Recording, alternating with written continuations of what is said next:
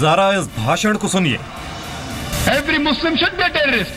The thing is that if he's terrorizing a terrorist, he's following Islam. जरा इस नसीहत पर गौर फरमाइए। Why are Muslims not allowed to say Vande Mataram? We only bow to our Creator Allah Subhanahu wa Taala.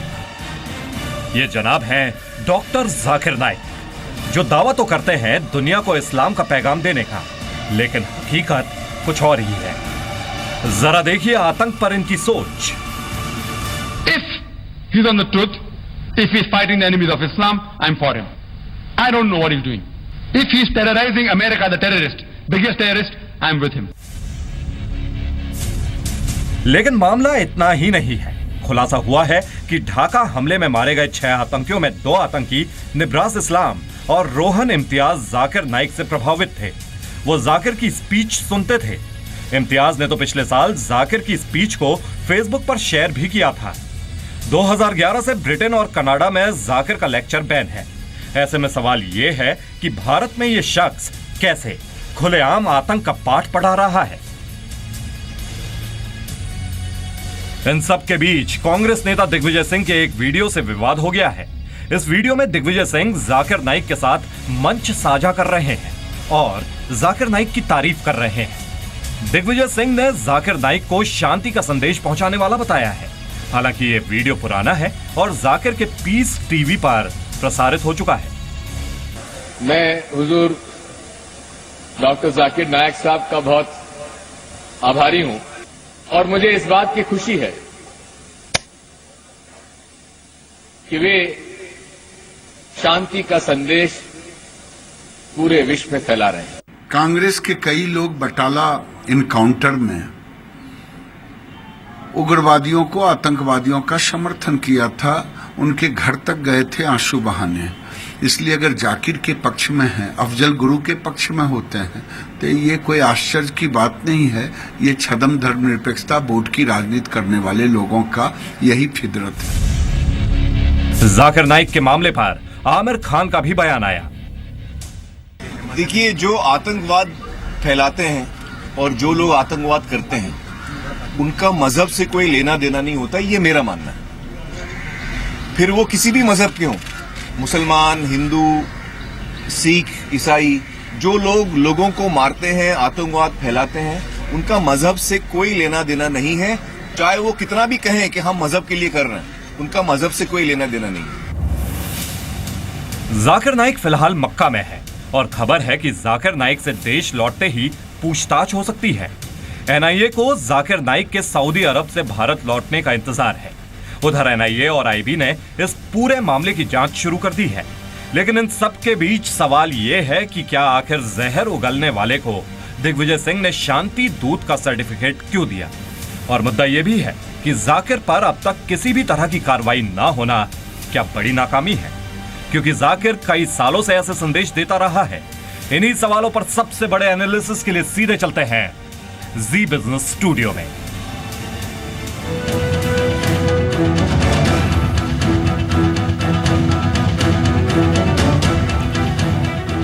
नमस्कार, मैं हूं गौरव अग्रवाल। आज big story big debate की शुरुआत एक बड़े सवाल से करते हैं। सवाल यह कि हम अक्सर तब क्यों जागते हैं जब कोई बड़ी घटना सामने आती है। ये सवाल इसलिए क्योंकि जाकिर नाइक के ये जहरीले बयान को कोई 2 या 4 दिन पहले नहीं सामने आए। सालों से जाकिर नाइक इस तरह के बयान देता रहा है, फिर हमारे देश की सरकारें इसे क्यों नजरअंदाज करती रही हैं। आतंकवाद के खात्मे को लेकर बड़े बड़े दावे और जीरो टॉलरेंस की बात हर सरकार करती रही है, फिर क्यों अब तक जाकिर नाइक की तरफ किसी का ध्यान नहीं गया? इन्हीं सवालों पर है आज की big story big debate, terror teacher with a question mark. और मेरे साथ एक बहुत ही खास पैनल है जिनसे हम इस मुद्दे पर बात करेंगे।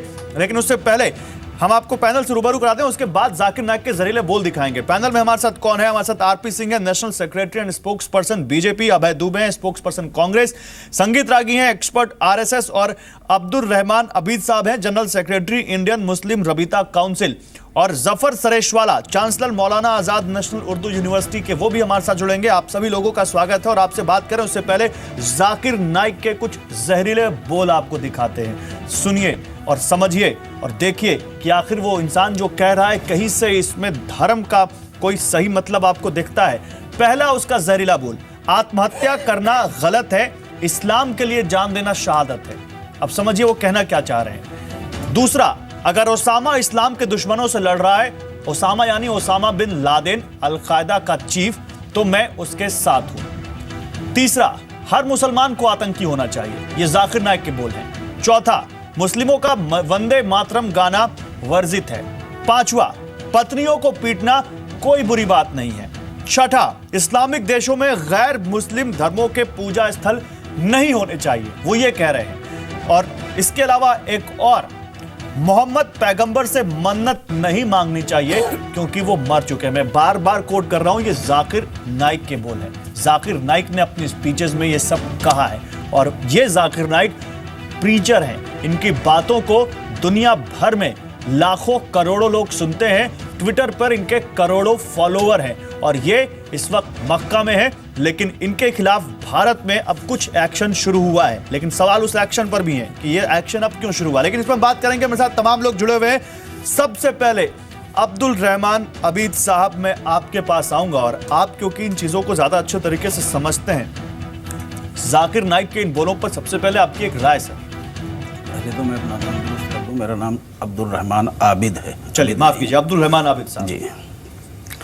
देखिए, जाकिर नाइक साहब के ताल्लुक़ से आपने जो जो बातें कही हैं, वो बातें बिल्कुल इसी तरह से हैं जैसे कुरान में एक जगह कहा गया है कि तुम नमाज के करीब ना जाओ। अगला जो उसका हिस्सा है इसी बात का, वो है कि जब तुम नशे की हालत में हो। अब यार लोग क्या करते हैं कि अगले टुकड़े को छोड़ देते हैं और पहले को ले उड़ते हैं कि तुम नमाज के करीब ना जाओ। इसका मतलब ये हुआ कि आदमी ने जो बात कही है, हम उसमें से अपने मतलब की बात निकाल करके उनको प्रोपेगेट करते हैं। ये गलत है। आप क्या कहना चाहते हैं? मतलब उनकी पूरी बात नहीं सुनाई जा रही। एक बात बिल्कुल आपने सही कही बात, मैं बिल्कुल यही कहना चाहता हूँ। एक बात तो यह है कि जिस आदमी पर हम कोई इल्ज़ाम लगा रहे हैं उसकी पूरी बात को उसके पूरे परिप्रेक्ष्य में लाना चाहिए सामने। अच्छा, एक बात। दूसरी बात यह है कि जाकिर नाइक साहब से बहुत सी चीज़ों में मुझे भी इख्तलाफ होता है। इख्तलाफ का मतलब उनसे इत्तफाक नहीं होता। ठीक है, मैं उनकी राय को 100% नहीं मानता, लेकिन उनको इस बुनियाद पर आतंकवाद से जोड़ देना या उनके ताल्लुक नहीं, आप 100% नहीं मानते, कुछ प्रतिशत मानते हैं। जी, देखिए, मैं उनको एक इस्लामिक स्कॉलर मानता हूं, लेकिन एक इस्लामिक स्कॉलर होने के नाते उनकी बहुत सी बातों से हम इख्तलाफ भी करते हैं। लेकिन अब उनको इस बुनियाद पर कि साहब दो लड़कों ने बांग्लादेश में एक आतंकवाद की घटना में जो शामिल हैं उन्होंने ये कह दिया कि हम उनको फॉलो करते हैं, तो इस बुनियाद पर जाकिर नाइक के पूरे मिशन को और जाकिर नाइक की पूरी तहरीक को, उनके पूरे बयानात को, उसको सारे को हम इस लाइन पे लाके खड़ा कर दें कि साहब वो आतंकवाद को बढ़ावा दे रहे हैं। मैं समझता हूँ जाकिर नाइक के साथ भी जुल्म है, हमारी हिंदुस्तानी जमहूरियत के साथ भी जुल्म है, और हमारा जो भाईचारे की यहाँ की गंगा जमनी तहजीब जो सैकड़ों बरस की है उसके साथ भी ये ज्यादती है। ठीक है सर, आपने दो बातें कही हैं और अगर मैं गलत हूं तो आप मुझे टोक दीजिएगा। आपने कहा कि आप ये कह रहे हैं कि मीडिया या जाकिर नाइक ने जो बातें कही हैं उनको पूरी बातें नहीं दिखाई जा रही, पहली बात। दूसरी, आप कह रहे हैं कि उनकी सारी बातें गलत नहीं है। आपकी दोनों बातें अगर मान ली जाएं तो क्या यह बात गलत है कि उन्होंने कहा हर मुसलमान को आतंकी बनना चाहिए? यह बात सही है? आप नहीं, मेरी बात सुनिए। उन्होंने कहा कि अगर आत्महत्या करना गलत है तो इस्लाम के लिए जान देना शहादत है। क्या आप इस बात को मानते हैं? और अगर नहीं मानते, सर मेरी बात ध्यान से सुनिए सर, अगर नहीं मानते हैं तो वो कितनी भी सही बातें कहें वो कहीं से भी जायज नहीं ठहराई जा सकती। अब आप मेरी बात, उन्होंने ये बात कही, अब आप मेरी बात सुन लीजिए।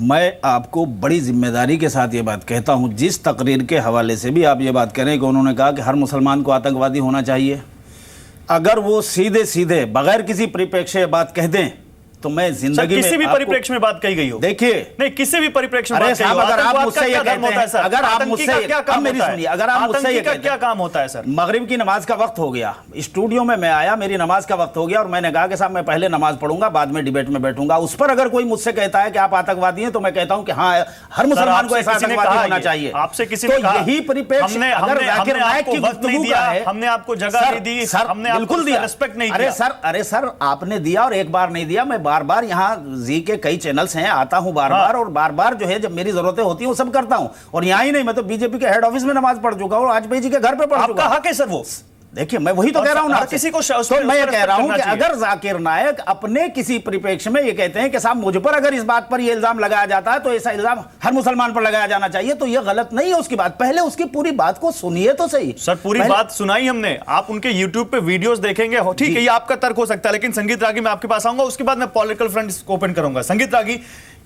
आप भी स्कॉलर हैं, आप भी बच्चों को यूनिवर्सिटीज में पढ़ाते हैं और आप भी अपने तर्क रखते होंगे वहां पर, लेकिन किसी भी परिप्रेक्ष्य में क्या ये तर्क दिया जा सकता है कि हाँ मैं अगर ये कोई भी तर्क कि आप आतंकी बने तो वो सही है? गौरव जी, काश यहाँ वो वीडियो चलाने का वक्त होता और ये दिखाया जाता।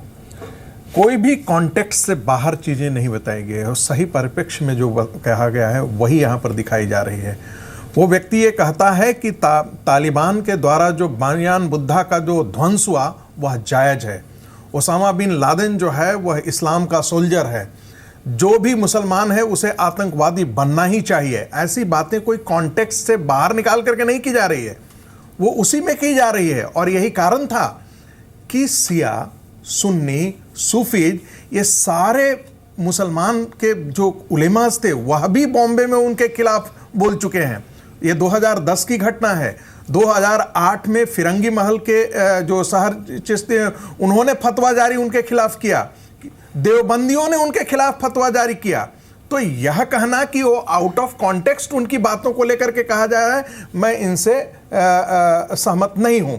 यह उसी प्रकार की चीज है जो एक प्रकार उनके जो गलत चीजें हैं उनको जस्टिफाई करने का एक बड़ा ये सरल तरीका है कि आप उनको निकाल करके दिखा दीजिए। अभी टीवी स्टूडियो में आप पूरे देश को दिखा नहीं सकते हैं, इसलिए ये जस्टिफिकेशन इनको यहां पर दिखाई दे रहा है कि ऐसी बात नहीं है। हमने कुछ चीजें दिखाई है और हमने कोई अलग से नहीं दिखाई, हमने उन्हीं वीडियोस में से वो चीज दिखाई है जिनमें वो कह रहे हैं और यूट्यूब पे सारी चीजें मौजूद हैं। और किसी भी परिप्रेक्ष्य में अगर कहा जाए, मैं फिर से आऊंगा आपके पास अब्दुल रहमान साहब, लेकिन किसी भी परिप्रेक्ष्य में कहा जाए, अभय दुबे मैं दो बातें आपसे पूछना चाहता हूं। मैं आपके पास आऊंगा आरपी सिंह साहब, लेकिन मैं कांग्रेस से पहले सवाल लेना चाहता हूं क्योंकि इस पूरे मुद्दे में कांग्रेस के एक बड़े नेता पर भी सवाल उठ गए हैं।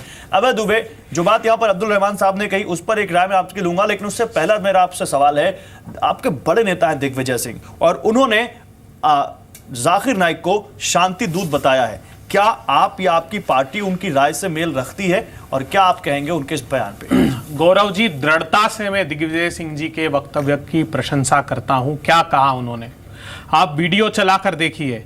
उन्होंने उस संप्रदाय के बीच जाकर यह कहा कि 1000 वर्ष हो गए हैं मित्रों, 1000 वर्ष से हम लोग साथ हैं, क्योंकि 664 एडी में पहली बार मुस्लिम जो आक्रांताई थे वो हिंदुस्तान में संघर्ष हुआ, लेकिन 1000 वर्ष से हम लोग साथ रह रहे हैं। तो दिग्विजय सिंह जी ने यह कहा कि आप शांति का पैगाम आपके समाज में दीजिए, क्योंकि वैमनस्य का भाव समाज के कुछ लोग पैदा करके रखना चाहते हैं। उन्होंने इतना ही नहीं, उन्होंने कहा कि सभी भाषा भूषा भेषज संप्रदाय के लोग देश में रहते हैं और कुछ लोग हैं सभी संप्रदाय में। तो उन्होंने कहा कि आप अपने लोगों के बीच जाकर ये संदेश दीजिए। अभय दुबे, आपने दिग्विजय सिंह का वक्तव्य सुना? आपने जाकिर हुसैन का वक्तव्य सुना कि नहीं? उसी कार्यक्रम में अगर आप देखेंगे, नहीं मुझे बताइए, आपने जाकिर हुसैन को सुना? देखिए, मैं जाकिर हुसैन के को डिफेंड करने नहीं बैठा। नहीं, मैं जाकिर हुसैन का सवाल पूछ नहीं रहा हूं, मैं पूछ रहा हूं आपने जाकिर हुसैन को सुना कि नहीं? हाँ बिल्कुल सुना।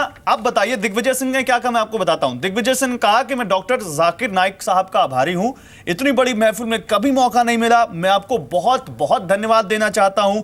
जाकिर साहब का मैंने बहुत नाम सुना था, मिलने का भी मौका मिला, और आखिरी लाइन, मुझे खुशी है कि वो शांति का संदेश फैला रहे हैं। तो जाकिर नाइक ने जो बात कही वो कहां से आपको शांति का संदेश लगता है, ये बताइए। नहीं थी दिग्विजय सिंह जी की, दिग्विजय सिंह जी का ये प्रारंभ था। उन्होंने जो बुनियादी संदेश दिया वहां अकलियत के लोगों में, ये कहा कि कुछ लोग हैं आप में जो सांप्रदायिक विद्वेष फैलाना चाहते हैं, और ये कहा उनको कि उनमें सद्भाव का, शांति का संदेश दीजिए। एक बात।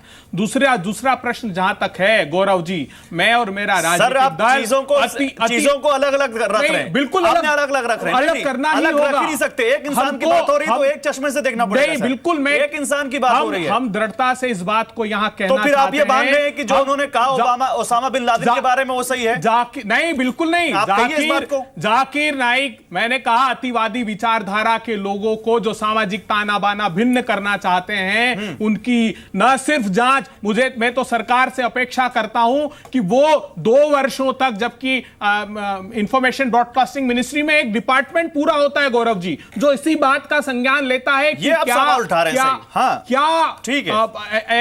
ऐसे विषयों का ऐसा विष घोला जा रहा है समाज में, उसका संज्ञान सरकार को लेना चाहिए और दृढ़ता से कठोर कार्रवाई करनी चाहिए। इसके पक्षधर हम हैं। लेकिन जो आपने प्रश्न किया, वो दिग्विजय सिंह जी ने साफ संदेश दिया है उन लोगों के लिए जो सामाजिक विद्वेष के आधार पर, और ये सर्व संदेश दुनिया ने देखा है, और ये आज उनको सफाई देनी पड़ी है। चाहते क्या है ये लोग? ये धार्मिक उन्माद फैलाकर ही, इनका कोई इस्लाम से सरोकार नहीं है, इनका किसी धर्म से सरोकार नहीं है। किसकी बात कर रहे हैं? ये सिर्फ ये वो जो लोग, किसकी बात कर रहे हैं? वो जो लोग इस प्रकार का वेमनस्य फैलाते हैं, वो कहां इस्लाम में ऐसे पाक रमजान के पाक अवसर पर इस कैटेगरी में जाकिर नाइक आते हैं कि नहीं, जिनकी बात आप कर रहे हैं? हम तो कह रहे हैं स्पष्ट रूप से, अगर वो वीडियो साफ दिखा रहा है मीडिया, तो फिर क्यों नहीं आते हैं? अगर वो स्पष्ट है बात, बिल्कुल दिग्विजय सिंह जी ने जो कहा, सर बिल्कुल गौरव जी, देखिए ये आरपी सिंह मैं आपको लाना चाहूंगा। ठीक है, अबे Dubey you made you point. RP Singh मैं आपको लाना चाहूंगा। आरपी सिंह चलिए ठीक है, बहुत बड़ी बातें कह दी गई हैं और बहुत बड़ा जांच का विषय है, लेकिन आरपी सिंह एक सवाल उठता है, दूसरे देश में बम ब्लास्ट होता है, वहां पर बात आती है कि किसी एक प्रीचर के कहने पर लड़कों का माइंड वॉश हुआ और वो आतंकवादी बने और उन्होंने कई बेगुनाह लोगों की जान ले ली। लेकिन आरपी सिंह, इस सब बीच में सरकार की एजेंसियां ये सब कहां रहती हैं? जब सामने कुछ आता है उसके बाद आप जांच करा रहे हैं, उससे पहले आपकी एजेंसियां सोई हुई थी, किसी को कुछ पता नहीं चला कि कोई जाकिर नाइक का इंसान इस तरह से समाज में जहर घोल रहा है? मैं इस बात का आपका जवाब देता हूं, पर उससे पहले मैं जो दिग्विजय सिंह के पूरा बैकग्राउंड वो दे दूं। मैं ये वो दिग्विजय सिंह है जो कहते हैं बाटला हाउस में जो मारे गए थे आतंकवादी नहीं थे, वो शरीफ बच्चे थे, वो आतंकवादी नहीं थे। ये वही दिग्विजय सिंह जो कहते हैं इशरत जहान एक बच्ची थी, वो पढ़ने वाली बच्ची थी, उसका आतंकवाद से कोई लेना देना नहीं। ये वही दिग्विजय सिंह है जो ये कहते हैं कि 26/11 RSS ने कराया था। ये दिग्विजय सिंह का बयान है, ये मेरे बयान नहीं है, और ये सारे बयान उनके मेरे पास कॉपी पड़ी है। ये वही दिग्विजय सिंह है जो कहते हैं बाबर से लेकर औरंगजेब तक हिंदुओं की बड़ी परवरिश इस देश में करी गई। ये उनके बयान है, मेरे बयान नहीं है। तो दिग्विजय सिंह किस प्रकार के बयान देते रहे और क्या क्या करते रहे, और ये जिसकी ये बात करें कि वहां पर बड़ी शांति की दूसरी, दिग्विजय सिंह जी ने बाटला हाउस पे जुडिशियल इंक्वायरी की मांग की और आज भी उस पर कायम है। इसका आशय ये नहीं है कि वो अतिवादी लोगों के साथ खड़े हैं। अगर न्याय की मांग करना अतिवाद का समर्थन कतई नहीं होता, तो आप अपने स्टेटमेंट को करेक्ट कर लीजिए। घर जाते हैं वोट बैंक की राजनीति के चलते हुए। अरे वोट बैंक की राजनीति आप करते हैं, समाज में विष। आप बताइए, अमित शाह जी ने जिस पाकिस्तान ने पठानकोट में आतंक फैलाया, उस क्राइम सीन पर अपराधियों को लाकर जांच कराते हैं, और अमित शाह साहब कहते हैं कि आजाद भारत में पहली बार पाकिस्तान ने कोई न्याय किया है। ये न्याय, ये क्लीन चिट दिया आपने। NIA के अफसर क्लीन चिट देते हैं। बोलिए आरपी सिंह, बोलिए।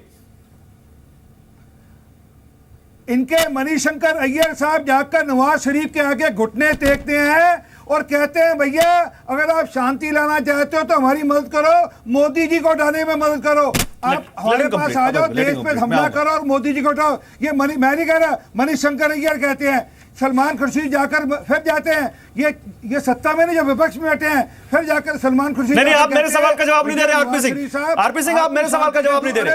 आरपी सिंह, मैंने आपसे शुरू में एक सवाल पूछा था। सर आप आरपी सिंह साहब, दुबे जी को, आरपी सिंह साहब, आपसे मैंने एक सवाल पूछा था। इतनी देर से उनको अलाउ करोगे मुझे, पहले मेरी बात पूरी होनी चाहिए, फिर आपकी बात का जवाब दूंगा। अबे दुबे जी को बीच में टोकने का मौका देते, मुझे पूरी बात करनी चाहिए।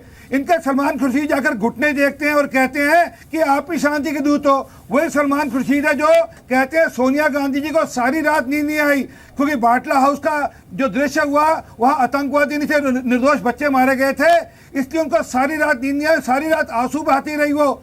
अरे किसकी बात कर रहे हैं आप? मैं ऐसे 100 एग्जाम्पल देता हूँ। इनके मनमोहन सिंह जी क्या कहते हैं, देश के ऊपर अगर सर ठीक है, आपने एग्जाम्पल दे दिया सर, ओके, तो मुसलमानों का है। आरपी सिंह साहब मुद्दे पर आते हैं। नहीं सुन लीजिए, नहीं मुद्दे पर आते हैं। ये कहते हैं मुद्दा आज दूसरा है की बात करते हैं, ये मुसलमानों के हक की बात नहीं कर रहे हैं। आज ये मुसलमानों की हक की बात भी नहीं करते, सिर्फ राजनीतिक रोटियां सेकने के लिए सब कुछ करते हैं। और जिन जाकिर नायक के साथ मंच शेयर किया वो 2012 में किया, उससे पहले जाकिर नायक साहब ने क्या कहा था, ओसामा बिन लादेन अगर आतंकवादी है तो मैं ऐसे आतंकवादी का पक्ष में हूँ। और ये वही दिग्विजय सिंह है जो कहते हैं ओसामा बिन लादेन को कहते हैं। सर वो तो हम दिखा रहे हैं उन्होंने जो कहा, आप क्या कर रहे हैं सर? हमने दिखाया वो क्या कर रहे हैं। आरपी सिंह साहब हमने दिखाया वो क्या कर रहे हैं, आपने क्या किया? आप महाराष्ट्र में भी, आप केंद्र में भी हैं, 2 साल से आपको नहीं पता चला कि जाकिर नाइक का इंसान इस तरह की बातें कर रहा है? अब उस पर अब जब जानकारी आई है उस पर कार्रवाई होगी और तुरंत कार्रवाई होगी और उसके ऊपर इन्वेस्टिगेशन शुरू हो गई है। मैं मानता हूं कहीं कोई चिंता रह गई होगी, परंतु उस पर पूरी कार्रवाई होगी और अच्छी कार्रवाई होगी। सर कितने ज्यादा अटैक हो चुके हैं आपको मालूम है पूरी दुनिया में, और बहुत सारी चीजों में ये निकल कर आ रहा है कि हो सकता है, अभी किसका कोई प्रूफ नहीं, लेकिन बार बार ये बातें आ रही कि बहुत सारे आतंकवादी इनकी बातों से बहुत प्रभावित थे। और जाकिर नाइक का भी बयान आया कि अगर कोई आतंकवादी मेरे से प्रभावित है तो इसमें गलत क्या है या क्या कर सकता हूं मैं। लेकिन सवाल यहां पर यह है कि सर इंटेलिजेंस ब्यूरो, NIA, तमाम तरह की सुरक्षा एजेंसियां, तमाम तरह की चीजें जो इन सब चीजों पर नजर रखते हैं, वो क्या कर रहे थे? आप मानिए इस बात को कि कहीं ना कहीं कमी रह गई। आप जो होगा वो आप करिएगा, आप जांच कराइए, आप एक्शन लीजिए, कुछ भी करिए। देखिए हिंदुस्तान में इस प्रकार का मामला, ये बाहर विदेश में मामले आने शुरू हुए सारे जाकिर नाइक का इन्फ्लुएंस विदेशी। सर मुंबई से टीवी चल रहा है उसका, मुंबई में उसकी संस्था है, उस पर इंक्वायरी होगी। मैं मान रहा हूं, मैं तो मान रहा हूं कहीं लैप्स हुआ होगा, परंतु उसकी चिंता होगी और पूरी चिंता होगी। परंतु ये अब से नहीं, पिछले 14 साल से चल रहा है, ये पिछले 14 साल से लगातार चल रहा है और उसको प्रोत्साहन मिल रहा है कांग्रेस के द्वारा। बड़ा विषय, दिग्विजय सिंह उनके महामंत्री हैं, वो सोनिया गांधी के बिहार पे गए थे, वहां पे दिग्विजय सिंह के नाते से नहीं गए थे, उनके बिहार पे जाकर वो प्रोत्साहन देते हैं उनको जाकर वहां पर। इशू है कि कांग्रेस की पॉलिसी अपीसमेंट, अरे कांग्रेस की पॉलिसी नहीं, आप बताइए आपके कृतित्व के बारे में क्या किया आपने। इंफॉर्मेशन ब्रॉडकास्टिंग मिनिस्ट्री में एक डिपार्टमेंट अलग से होता है जो इसकी मॉनिटरिंग करता है। साहब कहां थे आप सीमा पर सैनिक अपनी शहादत दे रहे हैं और आप नवाज शरीफ के साथ शाब्दिक और स्वादिष्ट व्यंजनों का स्वाद ले रहे हैं, शादियों के समारोह अटेंड कर रहे हैं। क्या आप व्याख्या? ठीक है आरपी सिंह साहब, संगीत रागी कुछ कहना चाहते हैं, लेकिन जफर सरेशवाला मेरे साथ जुड़े हैं। मैं जफर सरेशवाला से एक सवाल ले लूं, फिर आता हूं संगीत रागी साहब आपके पास। ओके आरपी सिंह साहब, ठीक है, जफर सरेशवाला हमारे साथ जुड़ चुके हैं। जफर सरेशवाला साहब, आपको याद होगा अभी कुछ दिन पहले हमने आप शो किया था, आप भी उस शो में थे, और आपने कहा था कि आजकल जो माइंड वॉश होता है उसमें इंटरनेट का बहुत बड़ा हाथ होता है और माँ बाप को अपने बच्चों पर कंट्रोल रखना चाहिए ताकि वो इस तरह की गलत चीजों के चक्कर में ना पड़े। अब जफर सरेशवाला साहब, एक ऐसा इंसान जिसको इंटरनेट पर करोड़ों लोग फॉलो करते हैं, एक ऐसा इंसान जो धर्म की, जैसा कि तमाम लोग कह रहे हैं, गलत व्याख्या कर लोगों का माइंड वॉश करता है, एक ऐसा इंसान जिस पर यह आरोप है कि जिससे प्रभावित होकर बांग्लादेश में जिन आतंकवादियों ने हमला किया उसमें कुछ वो लोग भी शामिल थे जो उसकी बातों से प्रभावित होकर IS से जुड़े। जफर सरेशवाला साहब, हर धर्म की कुछ खासियतें हैं, लेकिन किसी भी धर्म में किसी भी इंसान को या किसी को भी कत्ल करना, किसी को नुकसान पहुंचाना शायद नहीं सिखाया जाता, जहां तक मेरी समझ, और इस्लाम में भी नहीं सिखाया जाता। जफर सरेशवाला साहब, एक इंसान इतनी गलत व्याख्या अगर किसी चीज की करता है तो उसके ऊपर आज तक कुछ नहीं कहा जाना या कुछ ना किया जाना, इसको ये कैसा दिखता है आपको?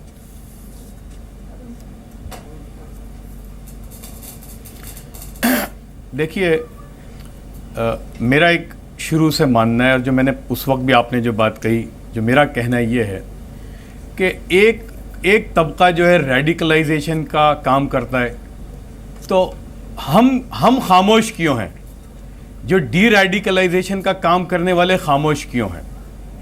तो ये हमारी जिम्मेदारी है कि अगर गलत चीज़ फैल रही है, इसलिए कि देखिए इसको आप रोक नहीं सकते, इसलिए कि आज भी बहुत सारी टेलीविज़न चैनल हैं जो हिंदुस्तान से बीम नहीं होती लेकिन आ रही हैं।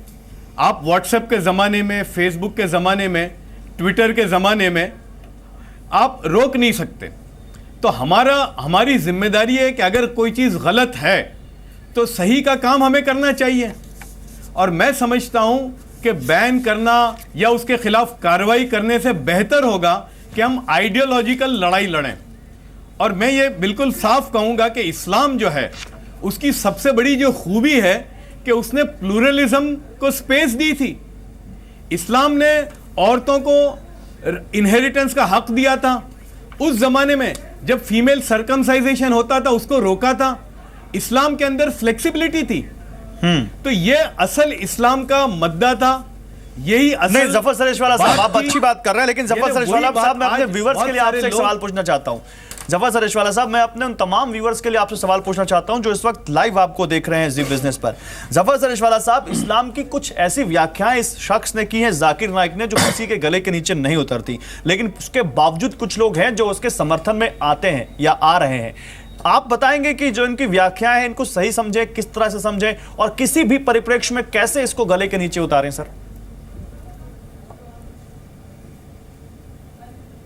देखिए, अब हम डेमोक्रेसी में रहते हैं, बहुत सारे लोग बहुत सारी चीज़ों की व्याख्या करते हैं, तो ठीक है। लेकिन मैं आपको कह दूं कि भाई देखो, जाकिर नाइक साहब जो हैं उनका कोई बहुत बड़ा मानने वाला तबका नहीं है, और ख़ास तौर से हिंदुस्तान में बहुत माइनॉरिटी है। तो लेकिन मैं ये कहता हूं कि अगर गलत व्याख्या हो रही है तो हमारी जिम्मेदारी है कि सही व्याख्या हम लोगों के सामने रखें।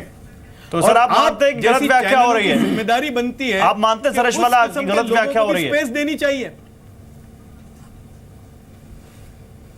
हाँ, देखिए, गलत व्याख्या हो रही है। और देखिए, मैं एक बात आपको कहूं कि मैं बिल्कुल ये नहीं मानता कि जाकिर नाइक या किसी की भी इस किस्म की वीडियो देखने से लोग टेररिस्ट बन जाएं।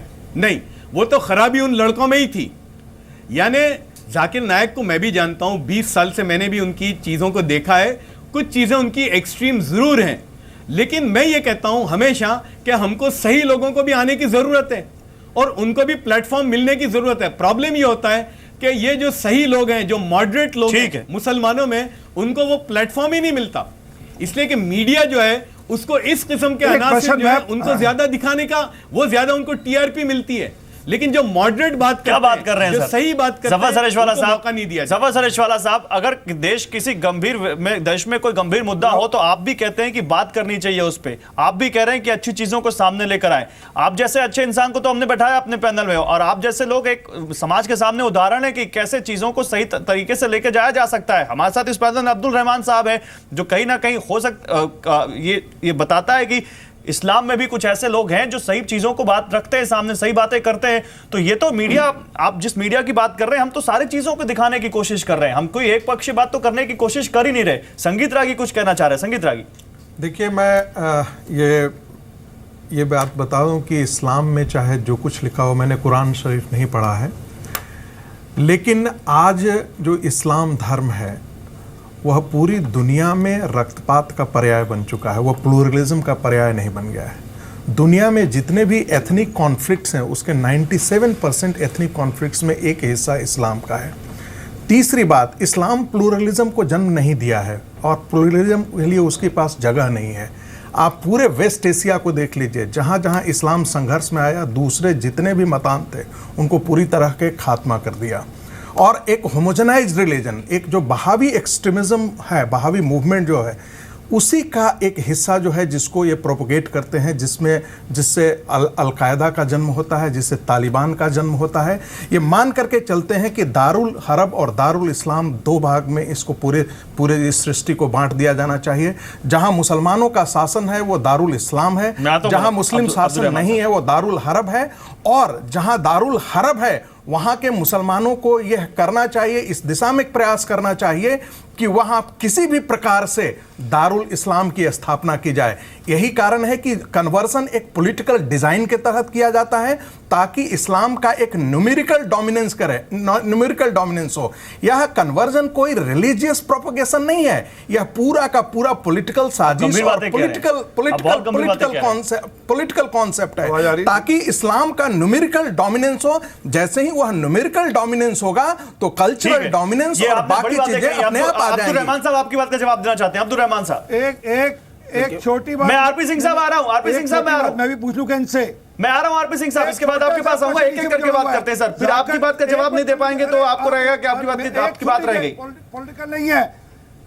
अरे पॉलिटिकल नहीं है, जाकिर साहब ने कहा है कि एक ही रास्ता है, वो है इस्लाम का। ये जो मेरे हमारे पैनलिस्ट बैठे हैं ये बता दीजिए, जाकिर साहब की बात ठीक है, बुनियादी तौर पर एक ही रास्ता है और इस्लाम का ठीक है क्या? वो चलो ठीक है, आपने सवाल पूछ लिया, अब बताइए अब्दुल रहमान साहब। बुनियादी तौर पर एक बात समझ लीजिए, आप सभी लोगों के लिए, जितने भी हमारे ऑडियंस देखने वाले हैं उनके लिए भी मैं ये बात कह रहा हूँ, दुनिया का हर वो आदमी जो किसी मजहब को मानता है, चाहे वो हिंदुइज्म को मानता हो, क्रिश्चियन को मानता हो, यहूदीज़म को मानता हो, या किसी और को मानता हो, या इस्लाम को मानता हो, दुनिया का हर वो आदमी जो किसी धर्म को मानता है वो अपने धर्म को सबसे अच्छा, सबसे बढ़िया, सबसे ऊंचा समझकर ही मानता है। अगर वो ऐसा ना समझता तो वो फिर अपने धर्म को ना मान करके किसी दूसरे को क्यों नहीं मान लेता? तो ये बोलना कि साहब वो ऐसा करता है वो गलत है, ये बिल्कुल बुनियादी तौर पर गलत बात है। और ये हम एक ऐसा झूठ अपने आप से बोल रहे हैं कि कोई नहीं मानता हमारी इन बातों को, सिर्फ अपने आप को बेकार है। बिल्कुल नहीं, बिल्कुल नहीं। अभी भाई कह रहे थे कि आरपी सिंह साहब भी यही कह रहे हैं कि साहब जाकिर नाइक ये कहते हैं कि इस्लाम ही एक है, इस्लाम ही एक, तो इस्लाम ही एक है। तो मैं भी ये बात कहता हूँ कि कुरान में जब अल्लाह ये कहते हैं, अल्लाह पाक ने ये कहा है कि इंसानों को पैदा करने का, इंसानों और जिन्नों को पैदा करने का मकसद ही ये है कि हमारी इबादत करें। तो हम ये कहते हैं कि अल्लाह का दीन ही सबसे अच्छा है, वही सर्वोपरि है, इसीलिए तो हम उसको मानते हैं। अगर आप इसको जुर्म समझते हैं तो आप समझते रहिए। नहीं, बिल्कुल नहीं, बिल्कुल नहीं। लेकिन कुरान में क्या लिखा है कि लोगों को मारना सही है? जी नहीं, कुरान ये कहता है कि आपने अगर किसी का नाहक एक आदमी का कत्ल किया तो आपने पूरी इंसानियत का कत्ल किया। वो तो कह रहे हैं, उन्होंने कहा कि हर मुसलमान को आतंकी होना चाहिए। अरे मेरे भाई, मैंने पहले शुरू में आपसे कहा था ना, हम परिपेक्ष से हटकर के बातों को कहते हैं। अब आप जो है बटला हाउस का बार-बार यहाँ 6 बार जिक्र आ गया। मैं बटला हाउस का बिल्कुल इनकाउंटर का ऐनी शाहिद हूं, मैं वहां मौके पर मौजूद था। इनोसेंट बच्चों को एक को तो मार के लाया गया बाहर से, और उनको हमारे बच्चों को बता दिया गया कि साहब ये आतंकवादी है। सर उसी में से इसका कनेक्शन निकला, आपको मालूम है? जी नहीं निकला, जी नहीं निकला। वो जिस बच्चे का निकला है वो वहां पर इंक्लूड ही नहीं था। जी नहीं, बिल्कुल झूठ है। मैं आज भी कह रहा हूं, हमने उस वक्त भी पूरी तैयारी चलाई थी। सुन लीजिए एक मिनट, मैंने पहले भी कहा, एक आदमी की बात मेरी होने दी। हमने जामिया नगर कोऑर्डिनेशन कमेटी बनाई, हमने उस वक्त की state government, central government, home minister, governor, हर जगह हमने बार-बार चक्कर लगाए। हमने कहा कि प्लीज एक बार खुदा के वास्ते जुडिशियल इंक्वायरी तो करा दीजिए। अगर बच्चे मुजरिम हो गए हम सजा देने को तैयार है, हम खुद सजा अपने हाथों से देने को तैयार, लेकिन जुडिशियल इंक्वायरी तो कराइए। आपके यहां मामला क्या हो गया है? एक बार एक आदमी को एक पुलिस वाले ने झूठ में कह दिया, पूरा मीडिया उसको जो है आतंकवादी आतंकवादी आतंकवादी उस पर लेबल लगा देता है। कोई आदमी पलट के ये नहीं पूछता कि भाई इस आदमी का कसूर है भी है या नहीं है, इस आदमी का लिंक पुराना क्या है। लेकिन मीडिया कहता आतंकवाद जी नहीं, आरोप है। आज भी डंके की चोट कह रहे हैं कि एक बार आप जुडिशियल इंक्वायरी कराइए तो सही। चलो ठीक है, कंप्लीट कीजिए। दूसरी बात जल्दी कंप्लीट कीजिए अपनी गौरव साहब। दूसरी बात आप बार-बार यहां पर उठाई जा रही है कि साहब उसामा को उसने कहा कि साहब उसामा बढ़िया था। उसामा, मैं पूछता हूं ये डबल स्टैंडर्ड क्यों है अमेरिका का? अमेरिका ने जब उसको रशिया के खिलाफ इस्तेमाल किया, पैसा दिया, हथियार दिया, अफगानिस्तान को बर्बाद कराया, रशिया को वहां से मार मार के निकलवाया, तो उसामा बिन लादेन मुजाहिद था और वो जिहाद कर रहा था। जब वहां से रशियन फौज को मार मार के भगाया गया, उसके बाद भी उसामा जो है फिर आतंकवादी हो गया। सर आप इस बात को कहिए। देखिए आतंकवाद के ताल्लुक से स्टैंडर्ड एक बनाना पड़ेगा, एक चेहरा लेके। ओके ठीक है, नहीं कर सकते। ठीक है। आरपी सिंह कुछ ना चाहे, आरपी सिंह जल्दी बोलिए। जाकिर नाइक और दिग्विजय सिंह की भाषा बोल रहे हैं। आप कुछ भी कहते रहिए, मुझे जो बोलना है मैं डंके की चोट बोलता हूँ और बोलता रहूंगा। अरे आप जाकिर नाइक और ये मुल्क मेरा भी है, मेरे बाप दादों का खून इस मिट्टी में मिला हुआ है। हमने अपना खून दे करके इस वतन को सींचा है। कोई हमें कुछ कहे तो हम उससे डरने वाले, पीछे हटने वाले नहीं है। सच को सच बोलते रहेंगे। हमारे बच्चों को मार मार के कत्ल करा करके आप आतंकवादी कहोगे, हम बर्दाश्त नहीं करेंगे। हम सच बोलते रहेंगे, चाहे हमारे गले पर भी छुरी चला दीजिएगा, गोली मरवा दीजिएगा, हमें भी, हम गोली खाने को तैयार हैं। लेकिन हम झूठ बोलने के लिए तैयार नहीं है, झूठ को बर्दाश्त करने के लिए तैयार नहीं है। पर आपके भी खून में गड़बड़ा कर आप मोहनचंद शर्मा को शहीद नहीं मानते। हम सच बात को सुनने के लिए हर वक्त तैयार हैं, सच बात को बोलने के लिए हर वक्त तैयार है, लेकिन सच सामने तो लाइए। ठीक है, आपने अपनी बात कही। आरपी सिंह साहब आपने अपनी बात कही। अब संगीत रागी कुछ कहना चाहते हैं। मैं आता हूं आरपी सिंह साहब, फिर अवध दुबे में आपके पास आता हूं। एक एक करके बात करते हैं सर। बहुत बड़ी दोषी बात कही है। नहीं, एक मिनट सुन लीजिए मेरी बात। अच्छा बोलिए, आप बोलिए, जल्दी बोलिए। और कबीर की बानी में दर्ज है, क्या लिखा है? अव्वल अल्लाह नूर पाया, कुदरत के सब बंदे, एक नूर से सब जग उपजा, कौन भले कौन मंदे, ये मानते हैं जाकिर नायक साहब? जाकिर नायक साहब कहते हैं जो इस्लाम में पैदा हुआ वही ठीक, बाकी सब गलत। जाकिर नायक कुरान की बातें करते हैं। मैं जाकिर नायक को 100% सपोर्ट नहीं करता, उनकी बहुत सी बातों से मुझे भी इख्तिलाफ होता है, लेकिन कुरान को हम सपोर्ट करते हैं और कुरान में जो कहा है, हदीस में जो है, उसी को मानते हैं, उसी पे चलते हैं। हाँ, तो ये बात कहिए ना सर, आप ये बात कहिए, देखिए आप ये बात कहिए। मैं आता हूं अभय दुबे। संगीत रागी कुछ कहना चाह रहा है, संगीत रागी जल्दी अपनी बात की, फिर अभय दुबे में आता हूं। देखिए, सुरेश जफरवाला जी कह रहे थे, जफर सुरेश वाला, हाँ जफर सुरेश वाला जी, पीस प्लुरलिज्म। आज जॉर्डन में कौन किसको मार रहा है? सीरिया में तो आरएसएस नहीं है, इराक में तो आरएसएस नहीं है, ईरान में तो आरएसएस नहीं है। दुनिया में रक्तपात यदि किसी के हाथ यदि आज खून से सने हुए हैं तो उसका हिस्सा हम कह सकते हैं कि कुरान में ऐसा नहीं होगा, लेकिन जो प्रीचिंग्स है, जो डोमिनेंट स्ट्रीम है आज के दिन में कुरान का, वह तो रक्तपात से जुड़ा हुआ है। आज उसके लोग फॉलोअर हैं, आईएस के लोग ध्वजा आज के दिन में लहरा रहे हैं। तो मैं ये बिल्कुल इसको गौर करने की जरूरत है। जो लिबरल फोर्स है, मैं सुरेश वाला जी से बिल्कुल सहमत हूं। ये दुर्भाग्य इस देश का है कि कांग्रेस ने कभी भी आजादी के पश्चात भी, और ये नेहरू के साथ शुरू होता है, कभी भी liberal political force with in the Muslim community कभी खड़ा। सुन लीजिए अब्दुर्रहमान, सुन लीजिए आपने पूरी बात की, अब सुन लीजिए। लिबरल पॉलिटिकल लीडरशिप को खड़ा नहीं होने देना। मैं आता हूं, आपको टाइम मिलेगा, ताकि वोटों की पैदावार की जा सके, उनको इंटरमीडिएट फोर्स के तौर पे अप्लाई करके उलेमाओं के साथ, मौलवियों के साथ, और जो कंजर्वेटिव फ्यूडल एलिमेंट्स थे मुसलमानों के बीच में, उनको सहारा लेकर के उनको वोट की पैदावार चाहिए थी। इसलिए कभी भी लिबरल फोर्स को आगे खड़ा नहीं हुआ। आज यही कारण है कि आज जम्मू कश्मीर में यदि वहां के पंडित जो है वो यदि निर्वासित होते हैं तो मुस्लिम समाज आकर के खड़ा नहीं होता है, लेकिन यदि मुसलमानों पर कोई जुर्म होता है तो हिंदू समाज आकर के खड़ा होता है। इस प्रकार के रेसिप्रोकेशन यदि नहीं होता है तो यह मान करके चला जाएगा कि कश्मीर के अंदर जो आतंकवादी जो कर रहे हैं वो भारत के अन्य मुसलमानों का भी उनके साथ है। चलिए अभय दुबे, पहले कांग्रेस से, फिर आपके पास अब्दुर्रहमान साहब। पहले कांग्रेस से। देखिए, बड़ा आश्चर्य होता है विद्वान साथी मेरे संदीप रागी एक तरफ कहते हैं कि मैंने कुरान नहीं पढ़ा, दूसरे तरफ समूचे विश्व के इस्लाम की इस प्रकार की व्याख्या करते हैं जो स्वीकार्य।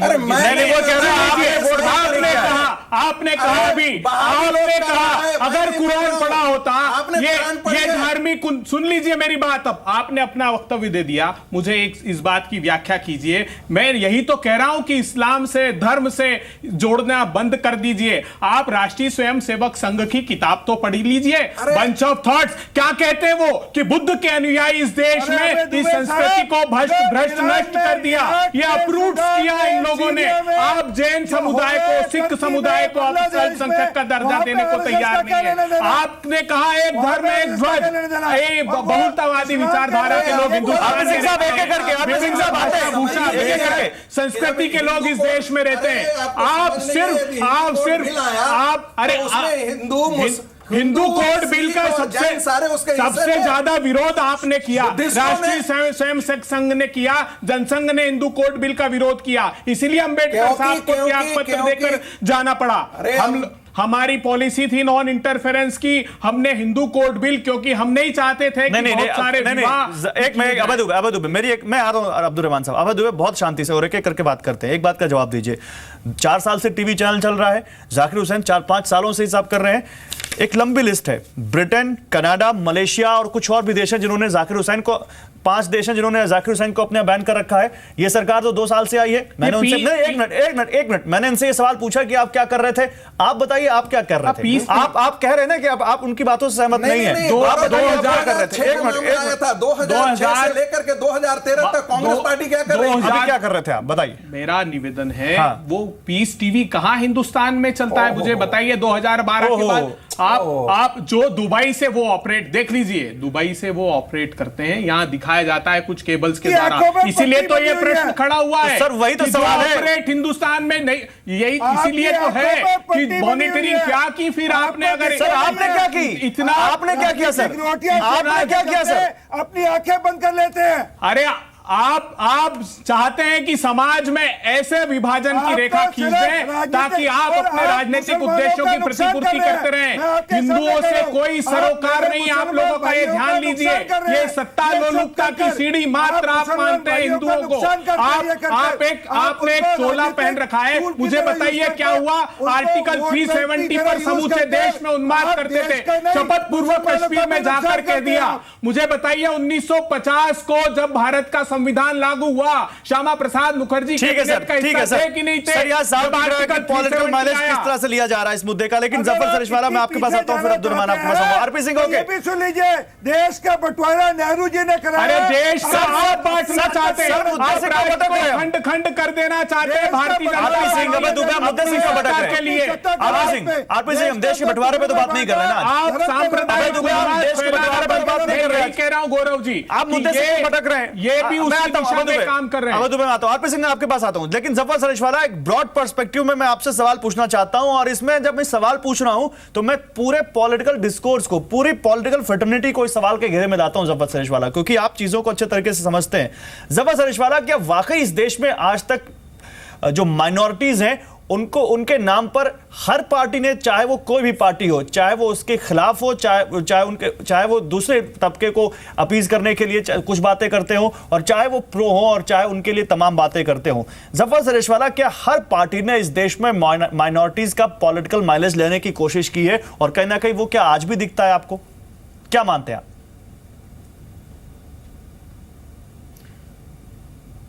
अब मुझे आप सुनिए, मुझे पूरा वक्त दीजिए, मैं अभी तक खामोश था, अब सुनिए आप।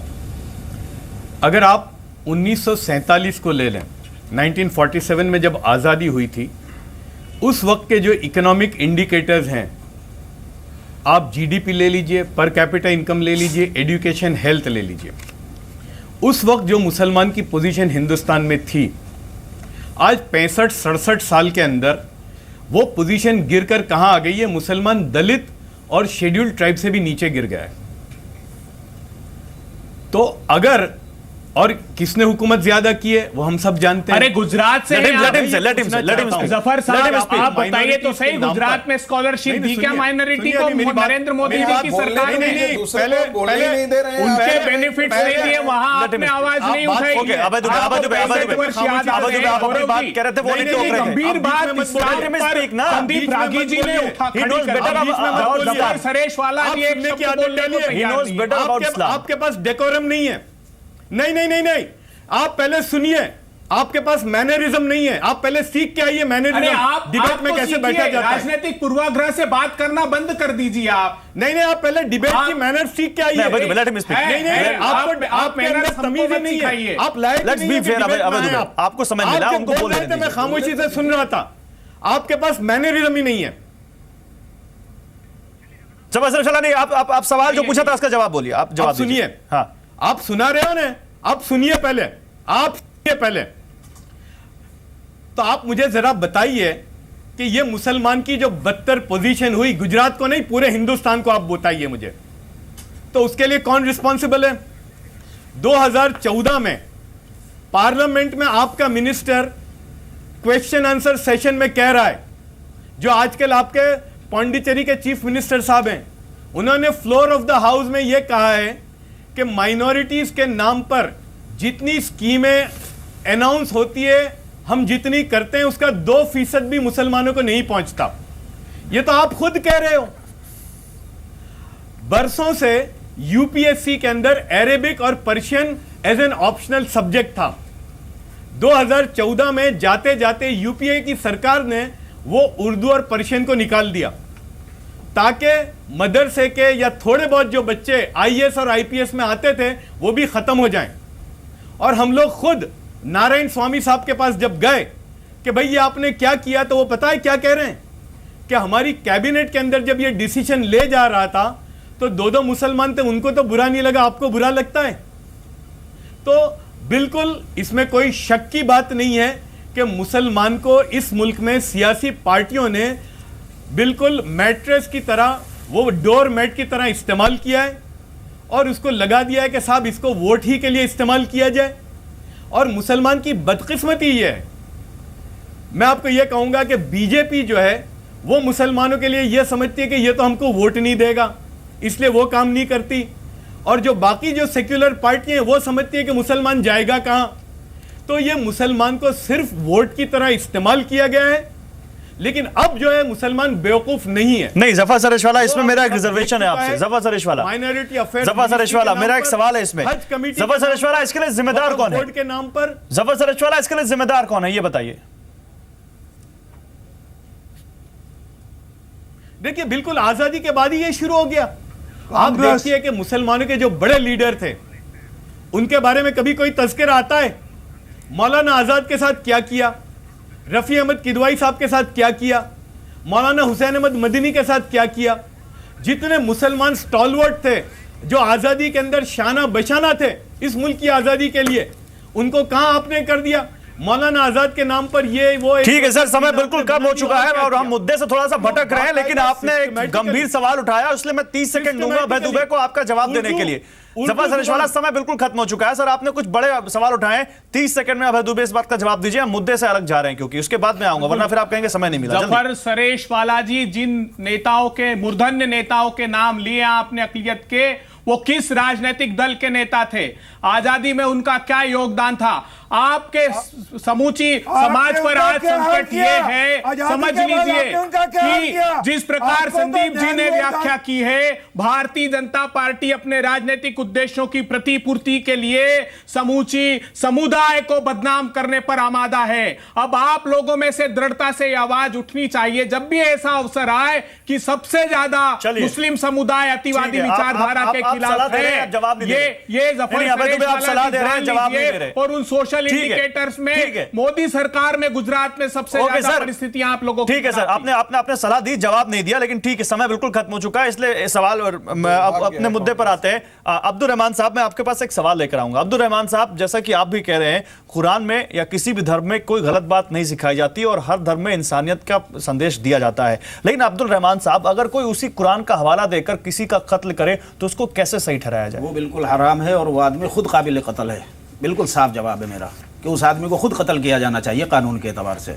एक बात, लेकिन मैं आपको दो बातें नहीं, तो मैं आपको बोलूं, मैं आपके सवाल का जवाब दूंगा, आप बाद में कीजिएगा, मुझे दो बातें कहने। ये बात आप जाकिर नाइक के लिए कह रहे हैं, जो बात कही, ये बात आप जाकिर नाइक के लिए कह रहे हैं। जफर सरेशवाला साहब ने जिन नेताओं के नाम लिए वो सारे कांग्रेस के नेता थे और वो सारे कांग्रेस में रहे हैं। इस मुल्क के मुसलमानों की बदकिस्मती है कि मैं किसी पार्टी का नाम नहीं ले रहा हूं, 47 से लेकर आज तक हुकूमतें बदलती रही हैं, पार्टियां भी हुकूमत वाली बदलती रही हैं, लेकिन मुसलमानों को हर पार्टी की हुकूमत ने फुटबॉल की तरह बना। मुद्दे से भटक रहे हैं सर, और ये आप जो बात कर रहे हैं, कमेटी रिपोर्ट आप उठा के देख लीजिएगा, मुसलमानों को तो बिल्कुल खच्चर कम्युनिटी बना के रख दिया इन लोगों ने। सर उस पर बहुत चर्चा की हमने, हम मुद्दे से भटक रहे हैं। दूसरा आपने जो बात कही ना, इन्होंने कहा था कि सर आप रागी जी को पकड़ रहे हैं, मेरे सवाल को नहीं सुन रहे। सर मैं आपका सवाल सुनूंगा, नहीं सुन रहे ना आप, सेकंड में आपका जवाब दूंगा। मेरी बात नहीं सुन रहे आप, मैं आपसे क्या कह रहा हूं? सिर्फ रागी साहब ने 2 बार चूंकि इस्लाम पर सवाल उठाए हैं। आपने कहा कि जो कुरान का हवाला देकर कत्ल करता है वो काबिल कत्ल है। सर मैं आपके सवाल का जवाब बिल्कुल दूंगा, लेकिन जाकिर नाइक के लिए आप बात कहेंगे। रागी साहब ने 2 बार इस्लाम पर सवाल उठाए हैं कि साहब आपको ये नहीं पता कि वहाबियत है क्या, वहाब क्या चीज है, आपको ये नहीं पता कि कुरान क्या है, आपको ये नहीं पता कि इस्लाम क्या है, आपको ये नहीं पता हदीस क्या है, आपको ये नहीं पता प्रॉफिट मोहम्मद साहब की जिंदगी क्या है, फिर आप इस्लाम पर जो है सवाल पे सवाल उठाए चले जा रहे हैं। ये तरीका गलत है और ये दयानतदारी और उसूल पसंदी के खिलाफ है। आपको जिस पर आरोप लगाना है पहले उसको पूरी तरह पढ़ के समझ के फिर आइए, फिर लगाइए, तो फिर हम आपका जवाब देंगे। शायद आपने मेरे शब्द को अब आप अपना सवाल बता दीजिए, तो मैं शायद आपने सुना नहीं है, शायद आपने सुना नहीं है। मैंने कहा कुरान शरीफ में जो कुछ भी लिखा हुआ हो मैं नहीं जानता, लेकिन आज जिस प्रकार से एथनिक कॉन्फ्लिक्ट में पूरी दुनिया में जहां पर एक हिस्सा इस्लाम है और बाकी में दूसरे है, उससे सुन लीजिए उसमें लोग ऐसा मानते हैं कि वो एक पर्याय हो गया है। बड़ा दुर्भाग्य है। धर्म के मानने वाले लोग बिल्कुल नहीं, आप दूसरे धर्म को मत लाइए, दूसरे धर्मों के मानने वाले भी कर रहे हैं। हिंदुस्तान का कानून जो है हमारा वो हमें कहता है कि बिल्कुल क्राइम नहीं करना, लेकिन हम सारे हिंदुस्तानी किसी भी मजहब के बहुत सारे लोग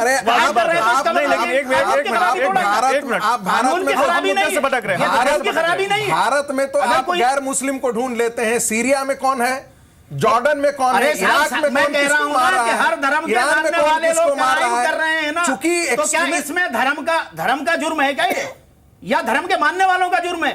आप धर्म पर क्यों उंगली उठाते हैं? धर्म पर सर ठीक है, नहीं, ठीक है, किसी ठीक है। ने धर्म पर उंगली नहीं उठाई है। आप मैंने फिर आप कहा। जल्दी खत्म कीजिए, जल्दी खत्म कीजिए, संगीत राग जल्दी खत्म कीजिए। ठीक है, ठीक है। नहीं नहीं, धर्म पे सवाल नहीं है। सवाल धर्म, मैं आ रहा हूं। धर्म पे सवाल नहीं है अब्दुल रहमान साहब, और धर्म पे सवाल तो उठा भी नहीं सकते। सवाल उस धर्म को लेकर लोग जो व्याख्या कर रहे हैं उन पर है कि कुरान आप हाथ में लेकर कुरान का हवाला देकर लोगों को कहें कि हर मुसलमान आतंकी हो सकता है, तो आप देखिए, मैं आपसे कहता हूं कि दुनिया का घटिया से घटिया मुसलमान भी, अगर वो मुसलमान है, घटिया से घटिया मुसलमान भी ऐसी हरकत नहीं कर सकता, ऐसी बात नहीं बोल सकता। आतंकवादी बन आप एक तरफ ऐसी बातें कर रहे हैं और दूसरी तरफ जो है वो आप ओसामा बिन लादेन को संगीत आगे एक minute, with all due respect sir, Abdul Rahman sir ji, with all due respect, हम आपका भी सम्मान करते हैं, हम आपके धर्म का भी सम्मान करते हैं और हम हर धर्म का सम्मान करते हैं, लेकिन जाकिर नाइक जो बातें कह रहे हैं आप उसको अपनी उस कैटेगरी में रखेंगे जिसको आप कंडेम कर रहे हैं? देखिए, मैंने आपसे नहीं, आप सीधा जवाब दीजिए सर, समय बिल्कुल कम है। जब तक आप पूरी बात अगले आदमी की ना सुन लें, उसकी बीच की एक बात को पकड़ के उस पर आप कोई फैसला नहीं दे सकते, कोई दुनिया की अदालत भी नहीं दे सकती, सुप्रीम कोर्ट भी नहीं दे सकती। अच्छा, आप ये मानते हैं कि उनकी बातों की जांच होनी चाहिए, उनके भाषणों की जांच होनी चाहिए, कहीं भी संदेह है, उन पर मुकदमा चलना चाहिए और गलत है तो उनको सजा होनी चाहिए? मैं सिर्फ जाकिर नाइक की बात नहीं कर रहा हूं, अगर मुझ पर भी, आप पर भी, दुनिया हिंदुस्तान के किसी भी आदमी पर अगर कोई संदेह है तो उसकी इंक्वायरी होनी चाहिए और दूध का दूध और पानी का पानी होना चाहिए। अगर मुजरिम है तो उसको सजा मिलनी चाहिए, नहीं है बहुत अच्छी बात तो फिर उसके साथ कानून का राज होना चाहिए, सीधी सी बात। और कोई किसी को भड़काता है, वो किसी भी धर्म से है तो उसको सजा मिलनी चाहिए। बहुत शुक्रिया सर, आप सभी लोगों का बहुत शुक्रिया। तो कुल मिलाकर बात यहां पर यह है कि एक टीचर अगर टेररिज्म अपने स्टूडेंट्स को पढ़ाएगा तो उसके स्टूडेंट क्या करेंगे, और यही कुछ सवाल जाकिर नाइक पर उठे हैं। कुछ लोगों का मानना है कि वो सही कर रहे हैं, जबकि बहुत सारे लोगों का मानना है कि नहीं, उन्होंने कुछ ऐसा किया है जो बिल्कुल सही नहीं कहा जा सकता। अब सवाल यह है कि कौन लाएगा सच सामने? हमारे देश की एजेंसियों ने अब जांच शुरू की है, लेकिन क्या ये जांच का नतीजा सामने आएगा? क्योंकि इससे पहले भी ऐसे बहुत सारे लोगों को हमने देखा है, पॉलिटिकल माइलेज ज्यादा ली गई है और नतीजा बहुत देर से आया, शायद नहीं भी आया। देखते हैं इसका क्या होता है। फिलहाल बिग स्टोरी बिग डिबेट बस इतना ही। आप देखते रहिए। नमस्कार।